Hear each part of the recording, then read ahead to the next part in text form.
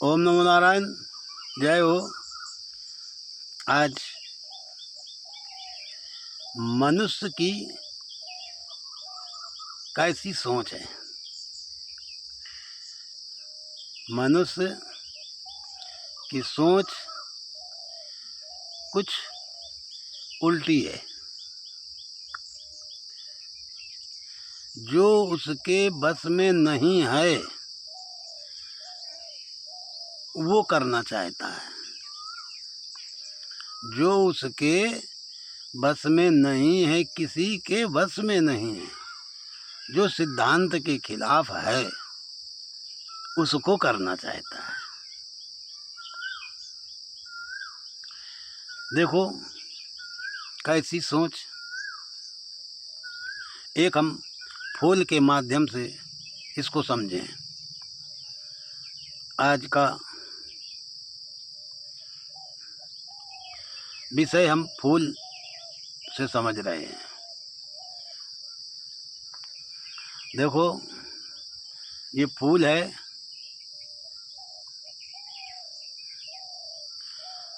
इसमें ये जो पंखुड़ी हैं दिख रही हैं, और ये बेला का या गुलाब का, कोई कोई मोगरा का कहता है।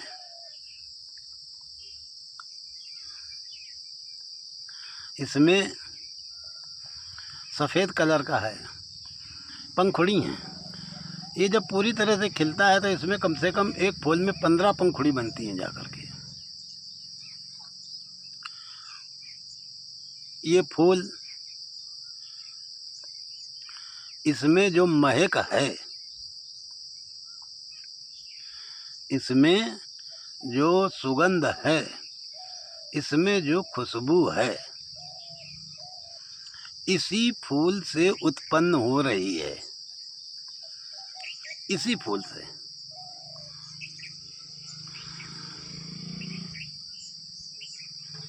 खुशबू है तो फूल है, और फूल है तो खुशबू है। फूल, खुशबू का आधार फूल है। खुशबू फूल पर बैठी हुई है, आधार है, और फूल वृक्ष का आधार है। वृक्ष पे लगा हुआ है, वृक्ष फूल का आधार है। वृक्ष का आधार पृथ्वी है, जड़ है। अब वो खुशबू जो है वो इसमें निराकार चैतन्य स्वरूप में विराजमान है, और इस फूल से है, फूल से प्रकट हो रही है इस फूल में। अब फूल अगर कहे, इसका एक नाम भी है, मोगरा, बेला, गुलाब नाम है। फूल अगर सोचे, फूल अगर कहे कि इसकी जो खुशबू है वो मैं नहीं निकलने दूंगा, मैं इसको अपने हिसाब से चलाऊंगा, मैं पश्चिम दिशा में नहीं जाने दूंगा, मैं उधर की दिशा में जाने दूंगा, मैं जिधर हमारी इच्छा होगी उधर जाने दूंगा, जिधर इच्छा नहीं होगी उधर नहीं जाने दूंगा, ऐसा फूल अगर सोचे तो ऐसा संभव नहीं है। फूल से तो खुशबू है, लेकिन फूल का उस खुशबू पर कोई अधिकार नहीं है। क्यों? क्योंकि वो निराकार चैतन्य है, वो सर्वत्र है और बंधन रहित है। फूल में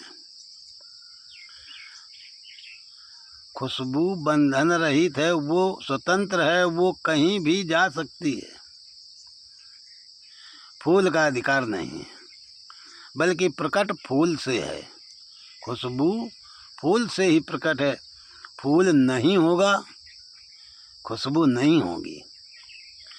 खुशबू है तो फूल है, और फूल है तो खुशबू है। फूल से खुशबू प्रकट है, लेकिन फूल का खुशबू पर कोई अधिकार नहीं है। और फूल कहे मैं इधर नहीं जाने दूंगा, मैं ऐसा नहीं करने दूंगा, मैं ये कर दूंगा, वो सोच सकता है, क्योंकि वो सिद्धांत में नहीं है, उस पर कोई अधिकार नहीं है खुशबू पर।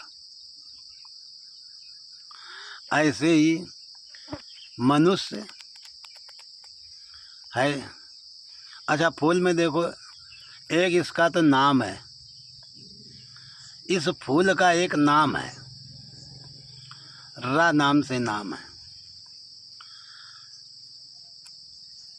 और इसका जो आकार दिख रहा है, स्वरूप दिख रहा है, ये आ नाम से है। और इसमें जो खुशबू निकल रही है वो माँ नाम से है। रा आ मा, राम इसमें ऐसे समाया हुआ है, राम ऐसे समाया हुआ है। रा इसका नाम, आ इसका स्वरूप, जो आकार, जो बनावट दिख रही है वो, और माँ इसमें जो चैतन्य स्वरूप खुशबू निराकार रूप में व्याप्त है वो, यही है राम। इसी तरह से राम हर जगह, हर पौधों में, हर जीव जंतुओं में, हर स्थिति में, हर जगह मौजूद है, और मनुष्य ढूंढ कहीं रहा है। इसी तरह से हमारा आपका शरीर, इसका नाम, शरीर का एक नाम है, किसी का वीरेंद्र, किसी का सुरेंद्र, किसी का कुछ, ये रा नाम से। जो शरीर गोल मटोल दिख रहा है, ये आ नाम से आकार जो दिख रहा है, और इसके अंदर जो पूरे शरीर में एक शक्ति विद्यमान चल रही है वो माँ नाम से है। यही है राम। इसी राम को समझो, इसी राम में हम तुम सभी चलते रहते हैं। सब जीव जंतु, छोटा से बड़ा से पेड़ पौधे, कोई भी देखो, इसी राम में है। नाम भी होगा, स्वरूप भी होगा, और उसमें एक चैतन्य शक्ति भी होगी। हमारा शरीर एक फूल की तरह है, आकार में दिख रहा है। इसमें जो चैतन्य शक्ति है वो खुशबू की तरह है, वो सर्वत्र है, वो हर जगह जा सकती है, किसी के बंधन में नहीं है, कभी भी निकल सकती है, कभी भी आ सकती है, और हर कार्य करने के लिए प्रेरित करती है। और फिर हर जीव जंतुओं में, हर संगी साथियों में ये सारी चीज़ चल रही है। हम आप कहें कि वो, और समय पर ये मुरझाएगा भी, और हम आप कहें कि वो फलाने का शरीर, फलाना व्यक्ति, फलानी ऐसी चीज़ हमारे कहे से नहीं चल रहा है। वो कैसे चलेगा? वो जब सर्वत्र है, जब उसको रोका नहीं जा सकता है, तो हम कैसे रोक लेंगे? फूल खुशबू को कैसे रोक लेगा? उसमें शरीर नहीं, उसमें तत्व नहीं है।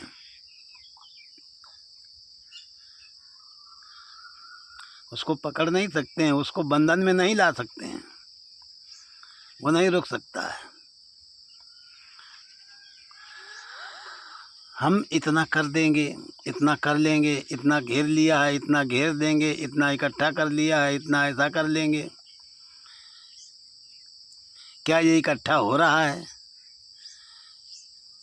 क्या ये कोई, ये तो जितने भी हम काम ऐसे कर रहे हैं, जितने भी संसार में काम कर रहे हैं, ये ऐसा समझो कि जैसे हम सूखे करब के पेड़ को, टटेर को पेर रहे हैं, रस नहीं निकलेगा। कुछ नहीं निकलने वाला।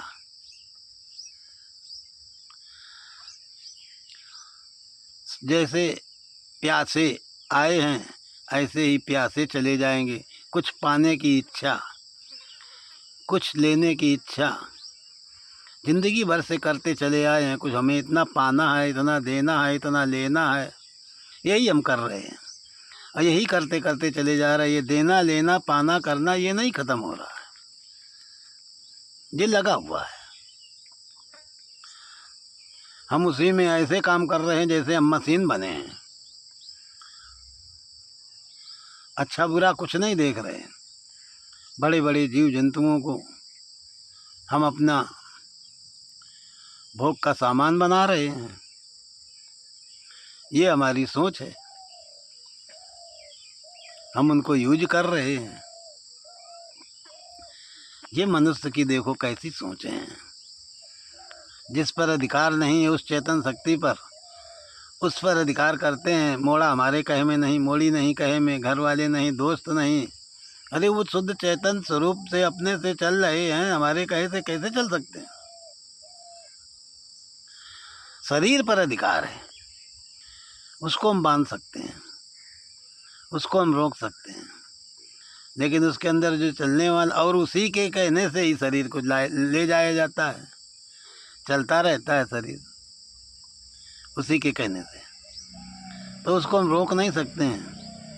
और इसी के कारण ही मनुष्य लगा हुआ है उसको पकड़ने के चक्कर में कि हम इसको रोक लें, हम इसको संजो लें। नहीं, दो से ही चल रहा है खेल ये। एक हमारा शरीर और इसके अंदर जो चैतन्य है वो, उसको हम रोक नहीं सकते हैं, उसको हम पकड़ नहीं सकते हैं। वो है तो हमारा शरीर है, उसके निकलने से शरीर हमारा मुरझा जाएगा। खुशबू इससे ख़त्म हो जाएगी तो ये फूल मुरझा जाएगा। फूल है तभी खुशबू है। फूल ना होता तो खुशबू नहीं होती। पहले फूल आया है संसार में, खुशबू इसके अंदर बीज रूप में मौजूद थी। जब ये खिला तब बाहर निकली, तो जो बाद में निकली है खुशबू बाद में आई।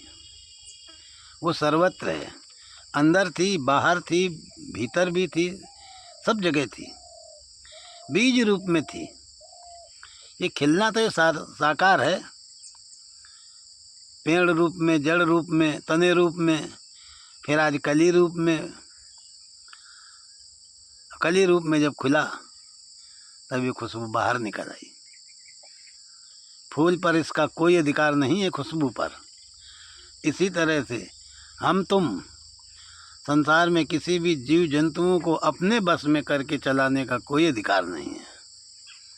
सब स्वतंत्र हैं और हम उनको जीवन भर अपनी ही तरफ खींच खींच के बांधते रहते हैं। एक को बांधते हैं दूसरा छूट जाता है, एक को बांधते हैं तीसरा छूट जाता है, बांधते रहते हैं। और इसी ऊन धीन में, खटखट में, टेंशन में जो हो नहीं सकता है वो टेंशन लेते रहते हैं। जो रोका नहीं जा सकता है उसको, अरे तुम अपने अंदर के विचारों से रुक जाओ, तुमको सब रुके हुए दिखाई देंगे। अपने विचारों से रुक जाओ तो तुमको रुके हुए दिखाई देंगे। मनुष्य की देखो ऐसी सोच है। इसमें खुशबू निराकार रूप में विद्यमान है। उस खुशबू को फूल तभी हासिल कर सकता है जब वो अपना स्वरूप बदल दे। फूल से अगर सेंट बननी है तो इसको रूप बदलना पड़ेगा। ये जो आकार दिख रहा है ये खत्म करना पड़ेगा, तब सेंट बनेगा। ऐसे ही हम मनुष्य हैं, हमारी जो दिशाएं हैं, हमारी जो सोचें हैं, हमारा जो देखना पना है, करना पना है, इसको बदलना पड़ेगा। जब बदलेंगे तब हम इसी के अंदर बैठी हुई रूहानी शक्ति को समझ सकेंगे, जो इसके अंदर फूल की तरह। फूल शरीर है और इसमें खुशबू जो है रूहानी शक्ति चेतन शक्ति है, वो है। उसको सिर्फ समझना है, अनुभव में करना है, पकड़ में नहीं है, दृश्य में नहीं है, अलग है, वो अनुभव में है। ठीक है। ओम नमो नारायण, यही सोच है। जय हो।